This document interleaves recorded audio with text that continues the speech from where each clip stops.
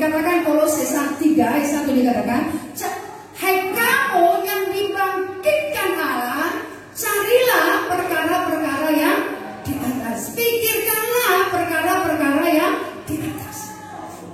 Ketika roh kita sudah baik, persekutuan kita baik, hati nurani kita baik, akan mengalir ke pikiran kita menjadi baik. Gak bisa, ya.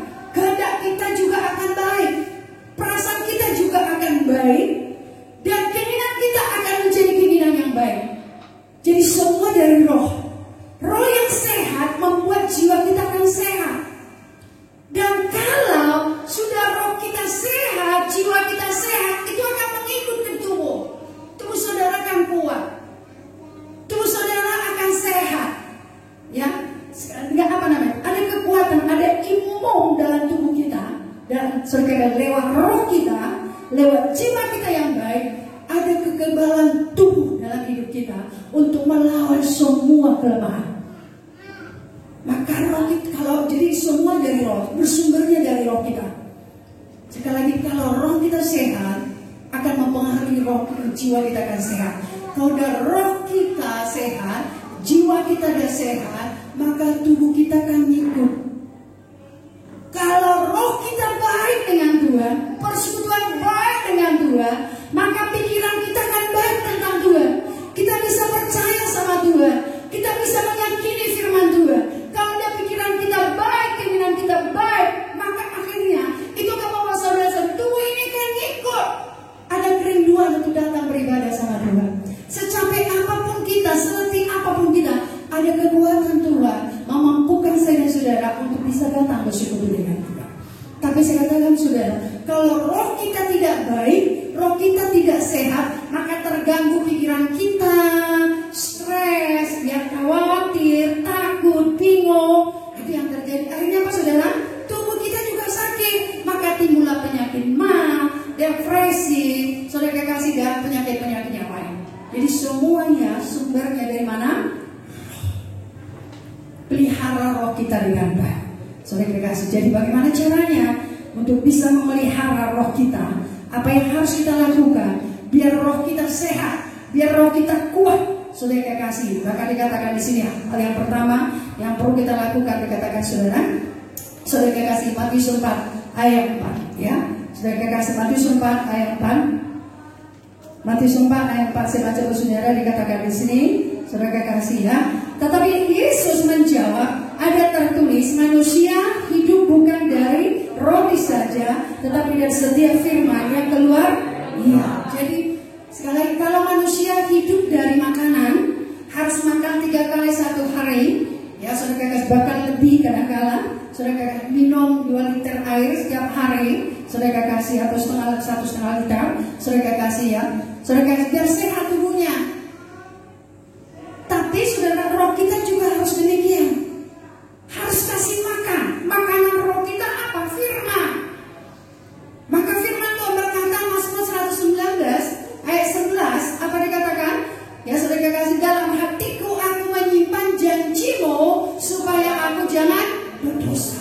Ayat 9-nya apa dikatakan? Dengan apakah seorang muda mempertahankan kelakuannya bersih, dengan menjaganya dengan apa? Firman Tuhan.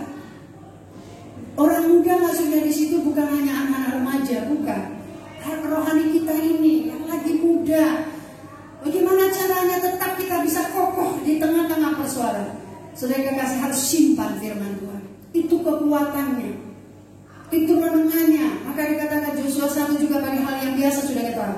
Jangan kamu lupa memperkatakan kitab Taurat ini, tetapi renungkanlah itu siang dan malam, dan bertindaklah hati-hati sesuai yang tertulis di dalamnya, dan jangan menyimpan ke kanan dan ke kiri, maka perjalananmu akan berhasil dan beruntung. Jadi harus direnungkan dan dipikirkan. Pikirkan hal-hal yang positif, pikirkan hal-hal yang benar, pikirkan mengenai pekerjaan-pekerjaan Tuhan. Saudara, kita renungkan, saudara kasih, kita mama firman Tuhan. Saudara kasih, kita renungkan. Karena sekali lagi, ketika kita renungkan, kita suka merenungkannya, kita suka saudara kasih menyimpannya dalam hati kita. Satu saat ada persoalan dalam hidup kita, firman itu kan keluar.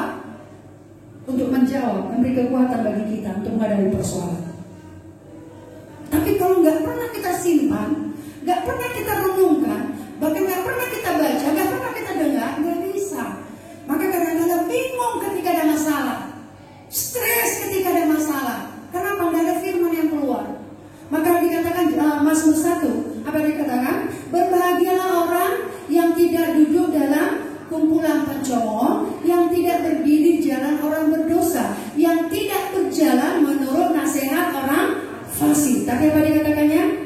Tetapi yang kesukaannya adalah Taurat Tuhan, yang merenungkannya siang dan malam. Maka ia seperti pohon yang tumbuh di tepi aliran air, yang menghasilkan buahnya pada musimnya. Ini dia. Jadi kalau sudah biasa kita tidak hidup dalam dosa, tapi kesukaan kita firman Tuhan, saat nanti ada benturan, karena kita nggak pernah kita berkata persoalan tidak ada, tidak. Maka kita akan sering berkata, ya, ikut Tuhan atau tidak ikut Tuhan, persoalan tetap ada. Ya, kami dalam 3 minggu di dalam muda-mudi belajar mengenai Yusuf. Ya, saudara kekasih, ada yang kami sampaikan, kami mengulang sama-sama. Saudara kekasih, ada langkah yang membuat Yusuf itu berhasil. Ada 5 langkah. Yang pertama disertai 2. Yang kedua rajin. Ya, nggak ditulis, memang nggak ada letter-letternya bahwa Yusuf itu rajin. Tapi dari mana kita tahu? Saudara kekasih, dia dipercayakan segala yang di rumah Potifar, bahkan di rumah Potifar, maka diberikan kuasa kepada Yusuf untuk mengaturnya. Ketika di penjara pun, pemimpin penjara itu memberikan kepadanya kepercayaan untuk mengurus segala urusan makanan minuman yang ada di penjara itu pada Yusuf. Dan situ kita tahu kenapa dapat dipercaya, kenapa dapat diberikan kuasa kepadanya, karena dia rajin. Kalau malas nggak mungkin kita dapat dipercaya, nggak mungkin. Yang saudara rajin dia, saudara kasih ya, rajinnya itu termasuk saudara kasih yang mungkin saudara baik hasil pekerjaannya, dia sungguh-sungguh mengerjakannya, saudara kasih. Yang ketiga apa saudara? Dia dikatakan punya karakter yang baik. Karena dikatakan dalam Kejadian 39 ayat 6 apa dikatakan? Yusuf itu apa dikatakan? Manis sikapnya, elok parasnya. Manis sikapnya, dia punya tingkah laku yang baik, punya karakter yang baik. Saya katakan yang mudah-mudi mau kemana pun kita, saudara kekasih, kita akan jadi berkah kalau manis sikap kita, punya karakter yang baik. Ya saudara kekasih, dia punya karakter yang baik. Saudara kekasih, Yusuf itu punya karakter. Yang keempat apa saudara? Dia punya apa? Kebijaksanaan, pengetahuan, kecerdasan. Saudara kekasih, karena roh Allah ada padanya. Firaun mengakuinya, dikatakan, siapakah kita? Siapakah yang dapat kita temukan orang seperti ini yang penuh dengan roh Allah, yang punya hikmat bijaksana, punya pengetahuan. Wow, Firaun yang mengakuinya saudara. Jadi anak Tuhan itu harus menjadi orang pintar. Sekarang kan di dalam harus menjadi orang pintar, harus menjadi orang bijaksana. Bukan pintar hanya pengetahuan, tapi memang saudara kekasih berikan Tuhan pengetahuan kepada kita. Kenapa? Kenapa Yusuf itu saudara kekasih menjadi orang bijaksana, bisa menafsirkan mimpi daripada juru minuman dan juru roti? Karena dari Tuhan diberikan Tuhan hikmat, Tuhan berikan wahyu. Maka dikatakan dalam roh kita ada diberikan Tuhan kemampuan roh kita untuk menangkap sesuatu dari Tuhan. Pengwahyuan, apa yang tidak mengerti. Kemarin itu saya dengar satu Tuhan, ya kan saudara. Saudara tahu mungkin kalau saudara kan ada selai kacang, ada selai apa namanya, selai nasi ini, selai coklat sebenarnya. Tapi dikatakan di situ ada selai kacang. Mulanya terbuat dari selai kacang itu, saudara kekasih, salah satu pernah kali dikatakan terjadi resesi ekonomi yang besaran di Amerika. Lalu saudara kekasih, pada saat itu petani awalnya menanam kacang, saudara, sampai berhektar-hektar, saudara. Lalu saudara kekasih, karena terjadi resesi ekonomi yang luar biasa, dikatakan saudara. Lalu saudara kekasih sudah mau panen, tapi nggak bisa kemana mau dijual itu kacang. Harga nggak ada harga, sama seperti kemarin itu kalau ketika tidak ada harga tomat pun dibuang ya. Jadi saudara kekasih dipijak dipajak dia cabai gitu ya. Saudara kekasih itu kayak jadi saudara kekasih orang sampai menangis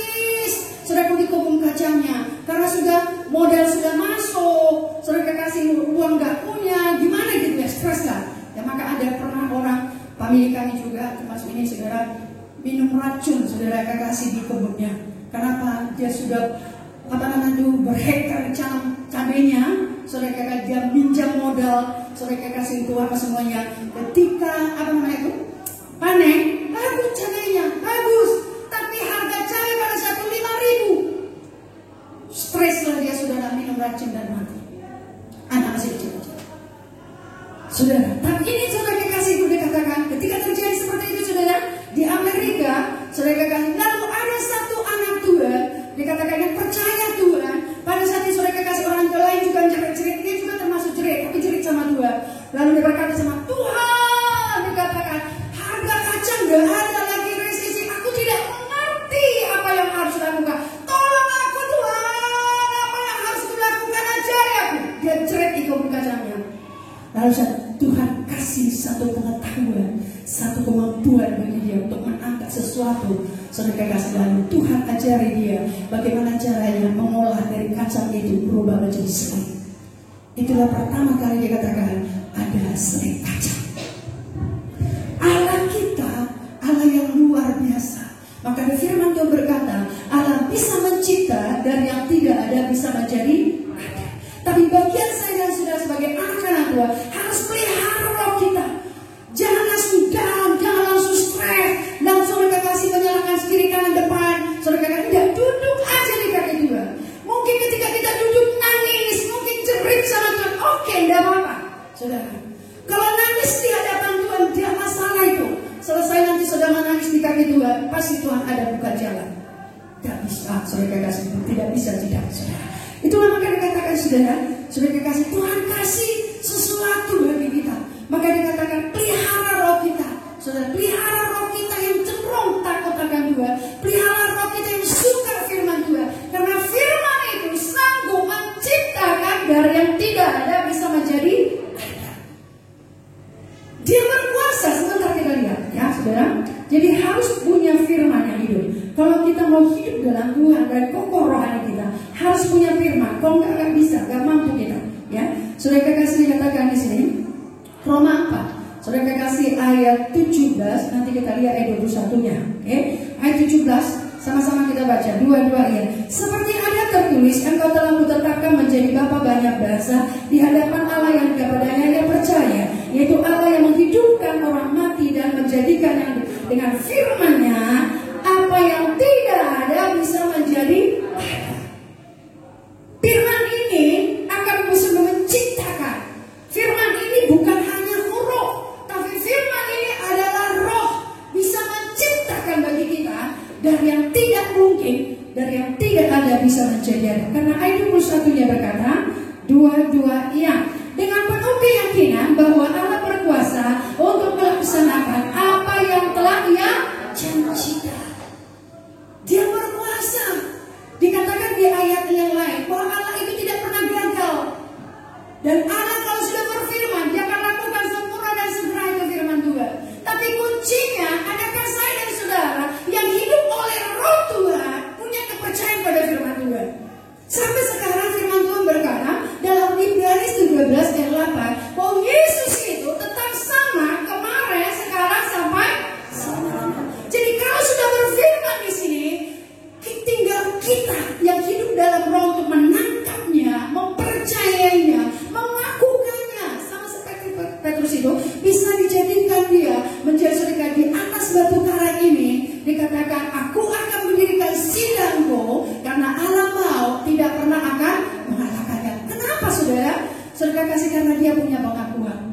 Pengakuan kita tiap-tiap hari, akui firman Tuhan, akui percaya firman Tuhan. Walau mungkin maka dikatakan pikiran kita memang kadang-kadang